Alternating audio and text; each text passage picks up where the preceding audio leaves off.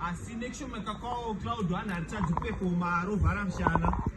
rombovhura mushana wombofara rimwe futi roya rovhara mushana rombosiya tuzuva mbijana asi kudziya kwetuzuva mbijana hakusi kukwana chando mahwani kana une gumbeze hwani make sure watotenga tishu rohwani bosmin enenge akabloka side hwani gumbeze hwani iroro ukariwacha rikatadza kuoma unenge wacha ka2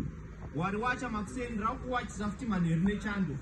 woma ndikupfeka ari nani ndikufuga akaoma especially pachopa zvisina kuoma ndo pachopa zvese zvakaoma saka ichokwadika kuti kusaoma kwezvimwe kuoma kwezvimwe nekuti gumbeze hwani rikatadza kuoma anooma ndiwe manheru nechando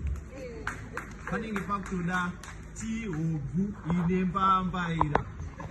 Hobvu ine mbambaira Hobvu ine mbambaira Hobvu ine mbambaira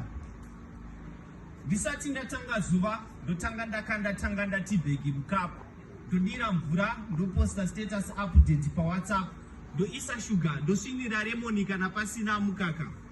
usabhaizwe tanga ndati zigandanga Tanganda lifts you up. 1 cup unoswera uri sharp, 2 cups unoswera uri bow, 1 makusen, 1 kuma4. This is not an advert. This is my reality. Ndisati ndari tanga zuva ndotombotanga ndanwa tea ndotanga ndanwa